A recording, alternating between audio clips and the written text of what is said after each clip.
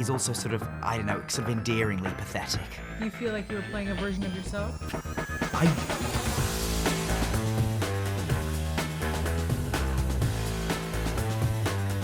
mean, I think anytime that you're finding something that is turning a trope on its head or finding some way to take something that we expect to be a certain way and get comedy out of doing it completely differently, I think that's always very, very exciting. This film does feel like it manages to be both a kind of extension of and a progression from the versions of these films that there have been in the past, while also kind of honoring the tone and the spirit of all those movies. Delete. Delete. Delete. It was not real, but Channing sweetly, when he knew I was having really rough days, if we were anywhere near a bar, would end the day by handing me a Mama's Helper, which was my little tequila drink, and he would just walk over and just hand it to me, and I'd be in a corner somewhere, and he would just hand it and walk away. So the drinking of tequila didn't happen until the end of the day. First of all, playing any villain is generally quite fun because you are relieved of the responsibility of being the kind of emotional center of the film in any way and can just be psychotic. After them! There's something to me very funny about the idea of kidnapping somebody and thinking that if they just think about it, they will find being kidnapped really, really cool and fun.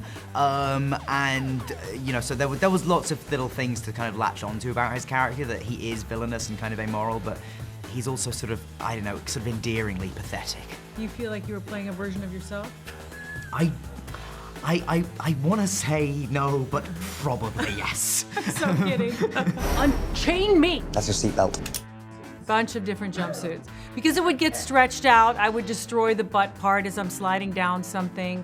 And it also had a trajectory of being, we had the hero jumpsuit, which had to fit like a glove at the beginning at the book fair.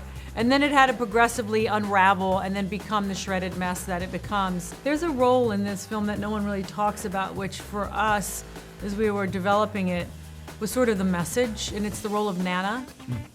Here's a woman who would love nothing more than to be able to go out and travel and see the world and live her life, and she's losing her sight. And here's our character, Loretta, who's a shut-in, who feels like she doesn't need to leave the house to have a life.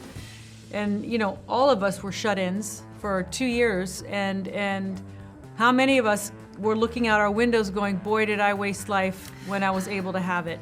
And boy, do I miss the opportunity to go out and savor just the simplest moments. And it's like, to me, that's such a beautiful undercurrent that's throughout this entire film, with the sweet role of Nana, of just fall in love with your life.